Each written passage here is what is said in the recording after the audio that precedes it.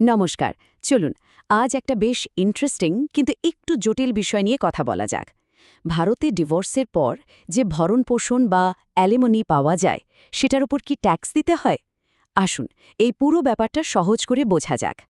দেখুন, শুরুতেই একটা মজার কথা। কথাটা শুনতে যতই মজার লাগুক, এর মধ্যে কিন্তু একটা বড় সত্যি লুকিয়ে আছে। যখন একটা সম্পর্ক ভাঙে, তখন আর্থিক বিষয়গুলো, বিশেষ করে ট্যাক্সের প্রশ্নটা কিন্তু বড় হয়ে দাঁড়ায়। তাহলে আসল প্রশ্নটা কি দাঁড়াচ্ছে? ডিভোর্সের পর যে ভরণপোষণ পাওয়া যায় সেটার উপর কি ইনকাম ট্যাক্স দিতে হবে? চলুন এই প্রশ্নেরই উত্তর খোঁজা যাক। এখন মনে হতে পারে এর উত্তরটা তো খুব সোজা সাপটা হওয়া উচিত, তাই না? কিন্তু এখানেই আসল মজাটা।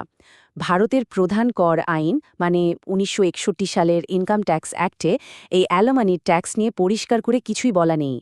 যেহেতু আইনে সরাসরি কিছু বলা নেই, তাই আমাদের দুটো জিনিসের দিকে তাকাতে হবে। এক হলো ট্যাক্সের কিছু বেসিক প্রিন্সিপাল বা মৌলিক নীতি, আর দুই হলো এই বিষয়ে ভারতীয় আদালতের দেওয়া কিছু খুব গুরুত্বপূর্ণ রায়। তাহলে এই রহস্যের সমাধানটা কোথায় লুকিয়ে আছে? এর চাবিকাঠিটা কিন্তু কর আইনেরই একটা খুব পুরনো আর মজার ধারণার মধ্যে আছে। একে বলা হয় গাছ বনাম ফল এর তত্ত্ব। আসুন দেখি এটা কি। এখানে দুটো শব্দ, মূলধনী প্রাপ্তি আর রাজস্ব প্রাপ্তি, এই দুটো কিন্তু খুব মন দিয়ে বুঝতে হবে। খুব সহজ করে বললে মূলধনী প্রাপ্তি বা ক্যাপিটাল রিসিপ্টের ওপর সাধারণত ট্যাক্স লাগে না, কিন্তু রাজস্ব প্রাপ্তি বা রেভিনিউ রিসিপ্টের ওপর ট্যাক্স দিতে হয়। আমাদের পুরো আলোচনার কেন্দ্রবিন্দু কিন্তু এই দুটোই। আচ্ছা, গাছ দিয়ে কি বোঝানো হচ্ছে? ধরুন একটা ফলের গাছ আছে। এখন যদি পুরো গাছটাই বিক্রি করে দেওয়া হয়, তাহলে যে টাকাটা পাওয়া গেল সেটাই হলো মূলধনী প্রাপ্তি। এটা হলো আয়ের যে মূল উৎস, সেটাকেই হস্তান্তর করে দেওয়া, যেটা সাধারণত একবারই হয়। আর ফল কি? সোজা কথায় ওই গাছটা থেকে প্রতি বছর যে ফল পাওয়া যায় সেটা বিক্রি করে যে টাকাটা আসে, সেটাই হলো রাজস্ব প্রাপ্তি। মানে এটা বারবার হতে থাকে এবং একেই আমরা ইনকাম বা আয় হিসেবে ধরি। এই গাছ আর ফলের উদাহরণটা মাথায় রাখলে বাকিটা বুঝতে কিন্তু একদমই অসুবিধে হবে না। বেশ, গাছ আর ফলের পার্থক্যটা তো বোঝা গেল। এবার দেখা যাক আদালত ভরণপোষণের ক্ষেত্রে এই ধারণাটা কিভাবে ব্যবহার করেছে। এই সবকিছুর উত্তর লুকিয়ে আছে একটা যুগান্তকারী মামলায়। মামলাটি হল প্রতাপগড়ের রাজকুমারী মহেশ্বরী দেবীর কেস। এই কেসের রায় কিন্তু ভারতে অ্যালিমনির ওপর ট্যাক্সের নিয়মটা ঠিক করে দিয়েছে। আর এই স্লাইডটা হলো পুরো আলোচনার সারমর্ম। দেখুন আদালত কি দারুণভাবে ভরণপোষণকে দুটো ভাগে ভাগ করেছে।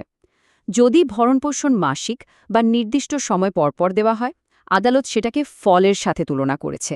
মানে এটা একটা নিয়মিত আয়, তাই এর উপর ট্যাক্স দিতে হবে। আর যদি একবারে একটা বড় অঙ্কের টাকা বা লাম্পসাম দিয়ে দেওয়া হয়, তাহলে আদালত সেটাকে গাছ হিসেবে দেখেছে। মানে এটা মূলধনী প্রাপ্তি, তাই এটা করযোগ্য নয়। আদালতের যুক্তিটা ছিল কিন্তু দারুণ সোজা।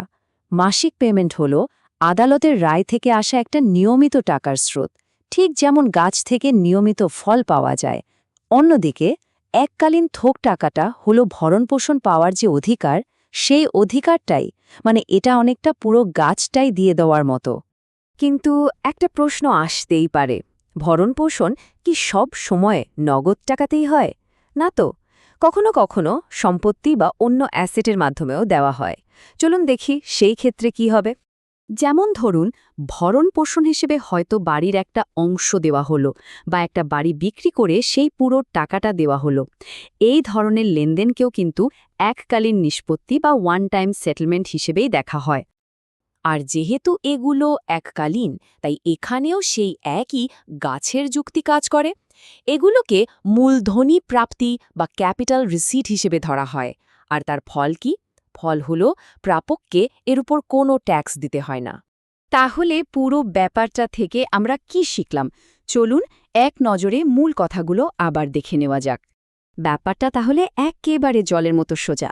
দুটো নিয়ম মনে রাখতে হবে।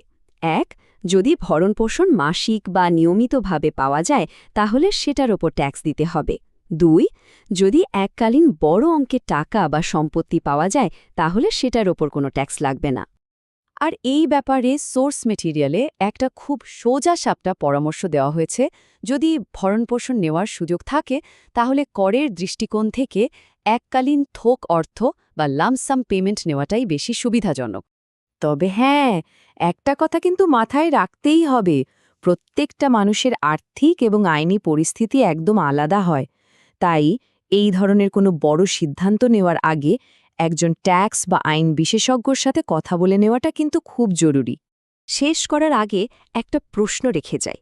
ভরণপোষণের ওপর করের এই যে নিয়মটা, যেখানে মাসিক পেমেন্টে কর দিতে হয় কিন্তু এককালীন বড় অঙ্কে কোনো কর দিতে হয় না, এই ব্যবস্থাটা কি আসলেই ন্যায্য? এটা কিন্তু ভাবার মতো একটা বিষয়। আজকের মতো এখানেই শেষ করছি। ধন্যবাদ।